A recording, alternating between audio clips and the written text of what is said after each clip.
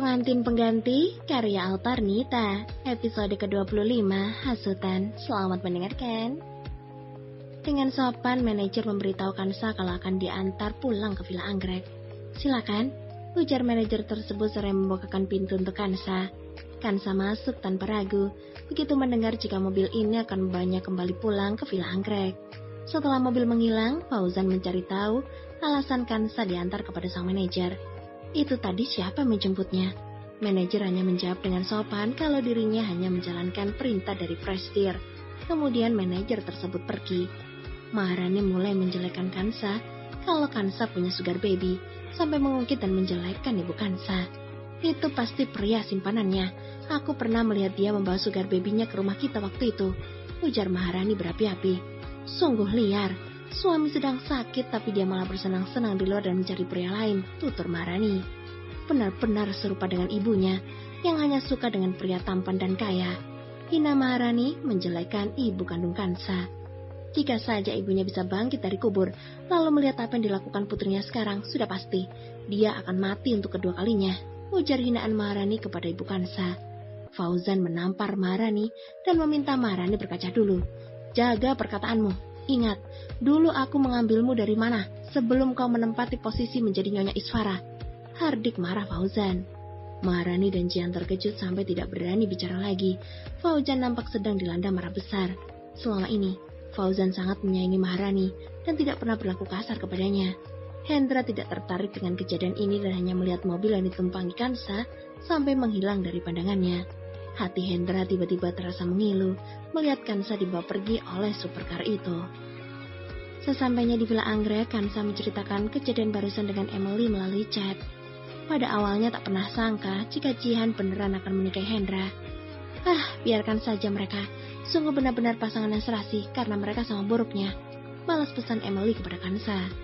Kansa terdiam sesaat, memejamkan kedua matanya. Bagaimanapun ingatan tentang Hendra yang pernah bersikap lembut dan hangat pada dirinya tidak bisa hilang dari ingatannya dengan begitu saja. Kansa melirik ponselnya lagi yang berbunyi. Notifikasi pesan dari Emily masuk lagi ke ponselnya. Bagaimana dengan suamimu? Membaca pertanyaan Emily, tiba-tiba saja Kansa teringat dengan pinggang kekar suaminya itu. Kansa segera saja menepuk-nepuk pipinya dan mengacak-ngacak rambutnya sendiri agar bayangan suaminya itu menghilang dari pelupuk matanya. Gemam Kansa. Kapan kau akan mengenalkan aku kepadanya? Isi pesan Emily. Dia sedang dalam perjalanan dinas. Isi balasan pesan Kansa. Dia menyayangimu tidak? Aku dengar dia sakit parah. Mau aku carikan dokter terbaik tidak? Tanya Emily bertubi-tubi. Dasar, benar-benar ratu gosip. Gumam Kansa sedikit tertawa. Bekerja di dunia entertainment membuat Emily memiliki mata-mata terhandal untuk mengupdate berita-berita terbaru. Jadi tentu saja dia sudah mendengar kabar jika Kansa baru saja menikahi salah satu tuan muda dari keluarga berkuasa di Palembang. Tidak perlu merepotkan dirimu, aku bisa menjaganya dengan baik, jawab isi pesan Kansa. Saat ini, Kansa tiba-tiba teringat kalau suaminya bermarga Sebastian. Apakah Leon suaminya adalah tuan muda Sebastian yang itu? Bunyi pesan notifikasi datang lagi dari Emily. Isi pesan meminta sebuah foto mereka berdua. Untuk apa? Tanya Kansa. Kau ini cerewet sekali, sudah lekas, berikan aku foto kita berdua dulu kala, pinta Emily lagi. Kansa pun membuka galeri foto di ponselnya dan mencari-cari foto mereka waktu itu. Memilih salah satu yang dianggap terbaik, maka Kansa pun dengan cepat mengirimkan foto tersebut. Setelah terkirim, Kansa tiba-tiba berteriak, "Ya Tuhan, salah kirim!" Beki Kansa yang refleks melemparkan ponselnya karena terkejut dan malu. Kansa baru saja salah mengirim foto itu, bukannya kepada Emily, tapi malah terkirim pada Leon. Karena teringat punggung kekar Leon tadi, jadi secara otomatis Kansa malah mengirim foto mereka berdua kepada Leon. Saat ini, Leon sedang meeting di kantor. Situasi nampak hening. Leon sedang membaca laporan keuntungan tahunan seraya mengetuk-ngetukkan jarinya di atas meja mahoni solid berukuran besar. Semua nampak tegang, karena memahami bos besar mereka ini tidak menerima kesalahan sedikit pun. Semua pekerjaan harus dikerjakan secara licin dan rapi, persis seperti setelan jas yang sedang dipakai Leon sekarang. Bersih, rapi, tidak ada kerutan sedikit pun. Penampakan Leon hari ini benar-benar menambah ketegangan di ruang meeting tersebut. Ponsel Leon berbunyi. Semua direksi dan petinggi perusahaan terdiam dan melihat Leon. Semua tahu ketika meeting, Leon tidak menyukai gangguan berupa notifikasi suara ponsel. Jadi sebelum pertemuan dimulai, mereka semua mematikan ponselnya. Mengetahui itu adalah ponsel bos besar mereka pun melega. Leon meminta mereka melanjutkan rapat lalu membuka ponselnya. Dia hanya punya satu kontak di WhatsApp, yaitu Kansa. Leon melihat Kansa mengirimkan foto. Leon tersenyum ketika memandangi foto tersebut. Foto Kansa dan Emily dari tampak cadar yang Kansa pakai dari bahan tipis. Dan memakai baju yang membuat Kansa terlihat menjadi begitu seksi dan juga cantik. Kansa sangat menjaga diri saat bersama Leon dan tidak pernah berpakaian secantik itu sebelumnya. Leon membalas pesan itu. Sedang menggodaku. Kansa mengangkat kepalanya dari penaman bantalnya ketika mendengar notifikasi pesan masuk ke ponselnya. Kansa mengambil ponselnya yang ada di lantai tadi, membuka pesan dari Leon. Wajah Kansa jadi merah dan terasa panas saat membacanya. Pria ini memang playboy. Kansa mencoba menjelaskan kalau foto itu salah kirim, namun Leon tidak percaya dan terus saja menggodanya. Terkadang wanita jika ingin menarik perhatian pria suka pura-pura salah kirim loh. Isi pesan Leon menggodai Kansa. Mana ada, tidak berlaku di aku, balas pesan Kansa kepada Leon. Masa? Isi pesan Leon lagi disertai dengan emotikon tertawa terbahak-bahak. Narsismu sudah benar-benar tidak bisa tertolong, tidak akan pernah bisa sembuh seumur hidup. Isi pesan sarkas Kansa. Pada akhirnya Leon membalas, aku akan menghukummu setelah pulang nanti. Kemudian tidak membalas pesan lagi. Hah? Menghukum aku? Bicara saja sama cermin. Gumam Kansa mengomeli ponselnya yang baru saja menggelap. Saat ini, Hendra dan Jihan berada dalam kamar Presiden Suite Hotel. Hendra mandi lebih dulu dan masih memakai jubah mandi sambil memegang gelas wine di tangannya. Jihan kemudian selesai mandi dan keluar. Jihan memeluk Hendra dan membahas tentang Kansa. Jihan menggunakan kesempatan ini untuk membuat Hendra semakin membenci Kansa. Jihan berkata, ucapan ibuku benar tentang satu hal. Kansa sangat ahli menggoda pria. Dia jadi pengantin pengganti di Villa Anggrek, kemudian memelihara sugar baby. Kini dia kembali berhubungan dengan pemilik Hotel Royal. Dia sudah memiliki banyak pria. Pengantin pengganti karya Alternita, episode ke-26, Kamar Suite. Selamat mendengarkan. Hendra menghentikan gerakan memutar gelas wine-nya saat mendengar topik ini. Pandangannya jadi sangat dingin mendengar cerita Jihan tentang pernikahan Kansa dan tuan muda keluarga Sebastian. Sudah bagus, ada pria kaya yang menikahi dia, si pembawa sial, ujar Jihan. Tapi bukannya bersyukur, malah dia bermain-main dengan banyak pria. Cih, dasar murahan. Aku bahkan pernah bertemu dengan sugar baby-nya. Dia bahkan membawanya ke bar 1998 loh. Dan entah apa yang sudah mereka lakukan di sana. Sungguh kasihan yang menjadi suaminya. Cerita Jihan lagi. Hendra terdiam, namun memasang telinganya baik-baik mendengarkan cerita Jihan. Meski pria yang dinikahi Kansa adalah pria yang memiliki penyakit parah, namun tetap saja itu adalah seorang pria.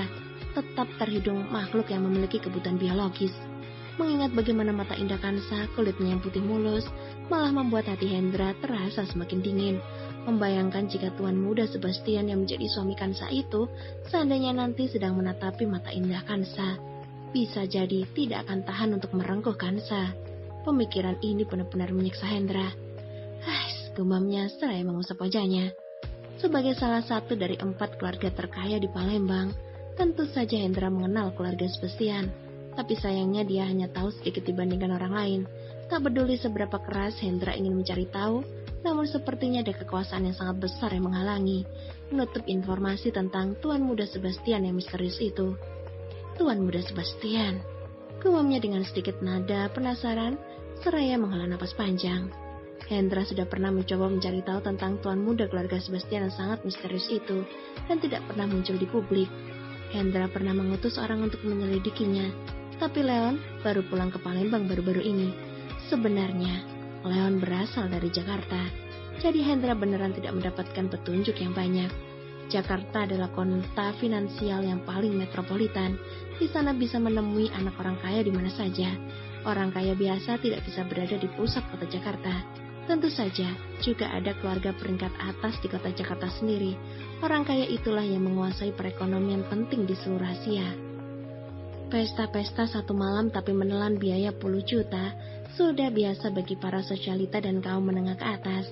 Bahkan ada kelompok sosialita yang hanya untuk kumpul-kumpul mengocok arisan saja, sampai harus menyewa pesawat jet pribadi dan terbang di ketinggian 27.000 kaki, hanya untuk mengocok arisan dengan memakai gelas dari kristal. Mereka melakukan ini hanya karena arisan yang didapat sebesar 1 miliar. Jadi, karena itulah semua harus disesuaikan. Jakarta juga identik dengan kemegahan dan kemewahan. Sebutan kota yang tak pernah tidur sangat pas menggambarkan bagaimana rutinitas di Jakarta tak pernah berakhir, bahkan semakin bergeliat ketika malam hari. Pusat-pusat hiburan malam sampai kafe dan resto 24 jam terus mengudara, sehingga rasanya kota Jakarta jauh dari kata sepi dan senyap. Berbicara tentang wisata malam dan para sosialita, banyak cerita bagaimana kocek jutaan dengan mudah lenyap karena biaya pesta, atau karena menikmati sajian hiburan malam saja. Angka 10-20 juta yang bagi beberapa kalangan masih wujud angka yang besar, maka bagi para sosialita itu hanyalah sekedar jumlah saja yang terlihat biasa atau terbilang receh. Hendra pernah mendengar kalau keluarga terkaya di dunia bisnis di Jakarta juga bermarga Sebastian. Semua itu sungguh kebetulan. Keluarga Sebastian termasuk dalam hitungan keluarga elit. Elit sendiri memiliki dua makna. Yang pertama adalah orang-orang yang terbaik atau pilihan suatu kelompok.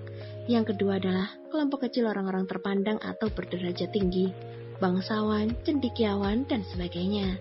Dan keluarga Sebastian adalah keluarga elit dengan menyandang dua makna itu. Mengetahui tentang hal itu tentu saja menambah kegelapan di hati Hendra. Kansa saat ini ada di tangan tuan muda Sebastian, dan ini sedikit mengganggu hatinya. Apalagi dia tidak memiliki petunjuk yang banyak tentang tuan muda Sebastian yang menikahi Kansa, jodoh masa kecilnya itu. Jihan merasakan suasana hati Hendra yang berubah, tapi terus saja berbicara. Hendra, jadi jangan sampai tertarik pada Kansa loh, wanita liar. Jelas beda dengan aku loh, puji Jihan pada dirinya sendiri. Hendra meminum habis wine di kelasnya dan mendorong Jihan pergi, karena telinganya sudah tidak tahan lagi mendengarkan cerita tentang Kansa. Menurut Kak Hendra, wanita seperti itu tidak pantas dicintai, bukan? Hasut Jihan kepada Hendra. Terlalu murah, wanita seperti Kansa itu. Hina dan hasut Jihan lagi. Hendra meletakkan gelas wine-nya di meja karena hatinya merasa tidak suka mendengar apa yang Jihan katakan. Jihan sadar kalau Hendra akan kehilangan kendali setiap membahas Kansa, lalu mencari cara lain untuk menenangkan dan memenangkan hati Hendra. Jihan berkata, Kak Hendra, aku mencintaimu. Kamulah satu-satunya pria bagiku. Kehormatanku juga kuberikan padamu. Saat ini, Hendra bertekad melupakan Kansa. Hendra memejamkan mata, mengenang bagaimana dirinya bisa dijodohkan dengan Kansa saat kecil dulu. Kenangan indah saat bersama Kansa, kecil pun berlompatan di kedua pelupuk matanya. Leon memanggil nama Kansa. Sasa.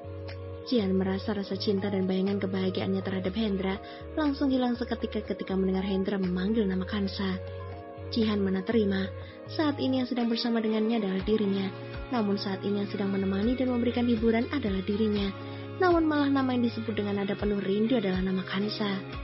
Jihan mulai menggoda Hendra lagi dengan tubuhnya, mencoba membuat Hendra mengingat bahwa wanita yang sedang dalam pangkuan dan pelukannya adalah Jihan, bukan Kansa. Hendra, apa kau tidak menginginkanku lagi? Rayu Jihan sambil menggeliatkan tubuhnya semakin masuk ke dalam pelukan Hendra. Hendra memegang pinggul ramping Jihan. Wangi aroma sabun Jihan menyeruak di penciuman Hendra. Tangan Hendra memegang tali kimono handuk Jihan. Hendra pun melepaskan ikatan pada handuk Jihan. Melepaskannya menanggalkan kimononya. Melihat kimono telah terjatuh ke lantai, Hendra pun menyeringai. Ada daging segar depan mata, mengapa harus ditolak? Gumam Hendra. Hendra pun mulai menciumi tulang selangkah Jihan, lalu memeluk erat Jihan. Jihan pun melingkarkan kedua kakinya di tubuh Hendra. Hendra berdiri sambil memegangi pinggul Jihan, lalu melemparkan tubuh Jihan di atas ranjang besar di kamar suite hotel tempat mereka menginap. Jihan sudah tertidur, Hendra memangganginya. Lalu Hendra berdiri mengambil rokoknya dari atas nakas. Sambil merokok, kemudian Hendra mengambil ponselnya dan menekan nomor Kansa untuk menelponnya. Hendra ingin mengatur pertemuan pribadi dengan Kansa. Hendra meminta Kansa datang mencarinya besok malam di kamar hotel. Nomor 8206, kita bertemu besok, jangan tidak datang. Kansa berkata, Hendra, kamu gila ya? Pengantin Pengganti karya autor Nita, episode ke-27, Jalinan Dulu. Selamat mendengarkan. Hendra mulai menghina Kansa, berkata kalau pria lain boleh bermain dengannya, maka dirinya juga boleh. Gila, Hendra mengulangi perkataan Kansa. Hah, jangan sok jual mahal, ayolah. Jika yang lain boleh mendekatimu, maka kenapa tidak dengan aku? Jika kau bisa tidur dengan pria lain, lalu mengapa dengan aku tidak bisa? Tanya sekaligus sindir Hendra. Hendra, jangan menambah rusak kesanmu di mataku ya, pinta Kansa. Kansa tidak ingin terlalu benci dengan Hendra, namun juga tidak ingin dekat dengan Hendra lagi seperti dulu. Seperti ketika masa-masa kecil mereka dulu. Kansa menghela napas panjang, lalu duduk di ranjangnya dan mengatakan niat hatinya dengan lebih jelas lagi kepada Hendra. Hendra, dengarkan aku. Aku akan menutup telepon ini dan aku harap kau jangan lagi menghubungi aku. Bentak Kansa kepada Hendra. Aku beneran tidak ingin berhubungan lagi denganmu. Jalani saja hidup masing-masing tanpa perlu mencampuri urusan hidupku. Jelas ingin Kansa. Aku tidak ada waktu meladeni pria gila sepertimu. Beneran ini hanya membuang-buang waktuku saja. Ujar Kansa lagi. Sampai di sini aku harap kau dapat memahaminya. Tugas Kansa. Kansa berniat menutup telepon dan setelahnya akan memasukkan nomor Hendra ke dalam daftar nomor yang diblokir. Tapi Hendra segera berkata, bukankah kamu terus menyelidiki penyebab kematian ibumu?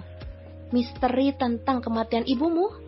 Ulang tanya Hendra lagi sekaligus ingin meyakinkan Kansa agar mau bertemu dengannya. Mendengar di sana hening, maka Hendra pun menyeringai senang. Berharap perkataannya akan menggoyahkan hati Kansa agar bersedia bertemu dengannya di hotel yang telah dia pilih. Gerakan tangan Kansa berhenti. Mendengar Hendra mengungkit tentang kematian ibunya itu, hatinya terasa perih lagi ketika mengingat betapa cepatnya kebahagiaannya hancur dalam sekejap. Kehilangan ibu, kehilangan ayah kandung yang lebih mempercayai perkataan orang luar, dan kakeknya yang telah koma dalam jangka waktu lama. Kansa menggigit-gigit bibir bawahnya dan berpikir sebentar. Kansa mengambil napas dalam-dalam lalu mengembuskannya. Dia pulang kali ini dengan dua alasan. Yang pertama adalah untuk menyembuhkan kakeknya, dan yang kedua mencari penyebab kematian ibunya. Dia bersedia dinikahkan mengikuti pengaturan pernikahan dari tetua keluarga juga karena Kansa membutuhkan identitas ini. Untuk bisa menyelidiki tentang kematian ibunya itu yang begitu misterius. Jika menolak, maka selamanya dia tidak akan bisa memasuki kota Palembang lagi. Pikiran Kansa melayang pada saat itu, saat dimana secara tiba-tiba Kansa diberitahu kalau ibunya meninggal karena sakit. Tapi sebelumnya, ibunya terlihat sehat-sehat saja, dan kenapa bisa tiba-tiba sakit lalu mati? Kansa curiga, ada orang yang mencelakai ibunya. Namun kala itu Kansa masih terlalu kecil untuk mencari tahu kebenarannya. Namun, ketika sudah beranjak dewasa, Kansa juga malah tidak bisa menemukan petunjuk apapun. Penyelidikan Kansa tidak terlihat jejaknya, tidak membuahkan hasil. Semua data tentang ibunya semasa hidup tidak ada jejak sama sekali. Meskipun Kansa sudah meminta bantuan kepada Emily, menggunakan semua sumber koneksi Emily, namun tetap saja itu hasilnya nihil. Kansa selalu merasa ada konspirasi besar di balik semua ini. 10 tahun yang lalu ibunya meninggal, kakeknya koma. Dalam semalam, semua orang yang Kansa cintai seperti mau mencelakai dirinya. Mereka semua sudah berubah, memperlakukan Kansa seperti orang asing. Hanya karena satu perkataan peramal yang mengatakan bahwa dirinya adalah seorang anak pembawa sial bagi kelangsungan keluarga Isfara. Tiba-tiba saja dirinya menyandang status anak buangan, seperti tidak memiliki ikatan darah dengan keluarga Isfara. Apa kau tidak ingin bertemu dengan pelayan pribadi ibumu, Bibi Vida? Tanya Hendra sekaligus membujuk Kansa. Maksudmu? Tanya Kansa. Bibi Vida ada bersama aku, tinggal di tempat yang aku sediakan, terang Hendra. Bibi Vida bersamamu? Tanya Kansa terbata. Mendengar pengakuan Hendra tentang Bibi Vida, membuahkan rasa senang juga rasa gundah di hati Kansa. Selama ini dirinya sudah benar-benar mencari Bibi Vida kemana-mana, namun tetap saja tidak dapat menemukan jejaknya. Kansa berpikir, pantas saja selama ini Kansa sudah berusaha mencarinya, namun tidak dapat menemukannya. Semua ini karena Bibi Vida berada di bawah kekuasaan salah satu keluarga berkuasa di Palembang. Hei! Aku sedang bertanya kepadamu, tegas Kansa. Iya, jadi jika kau ingin bertemu dengannya, maka kau tidak bisa menolak permintaan aku, ujar Hendra lagi. Rupanya Bibi Vida ada di tangan Hendra. Bibi Vida adalah pelayan ibunya sejak Kansa kecil. Bibi Vida bukan anggota keluarga Iswara, tapi pembantu yang ikut dengan ibunya sejak dulu. Jadi sudah sangat kenal dan tahu bagaimana keadaan ibunya Kansa. Dan Kansa meyakini jika Bibi Vida pasti mengetahui sedikit banyak tentang teka-teki kematian ibunya Kansa yang selama ini menggelayuti pikiran dan hatinya. Bibi Vida menghilang sejak kematian ibu Kansa, dan Kansa tidak bisa menemukannya. Ketika ingin menanyakan apakah Bibi Vida mengetahui tentang kematian ibunya secara tiba-tiba itu, Hendra sengaja menampung Bibi Vida karena yakin jika sewaktu-waktu Kansa kembali ke kota Palembang, maka dia bisa menggunakan Bibi Vida untuk bisa menahan Kansa agar mau tak mau bertemu dengannya. Kansa, datanglah ke kamar hotel nomor 8206 besok malam, aku tunggu. Perintah Hendra dan langsung menutup sambungan teleponnya. Hendra meletakkan ponselnya dan merasa yakin jika Kansa akan datang pergi menemuinya, karena dia memegang kartu kemenangan di tangannya. Iya, Bibi Vida adalah kartu utama bagi Hendra untuk memaksa Kansa datang kepadanya. Kansa meletakkan ponselnya dan bertekad mau bertemu Bibi Vida, tapi Kansa ragu mau pergi atau tidak, karena tahu Hendra akan berniat buruk. Bagaimana ini? Gumam gusar Kansa. Kansa memukul-mukul kepalanya pelan. Ayolah, berpikir, harus apa? Gumamnya lagi. Kansa tiba-tiba teringat ucapan Leon waktu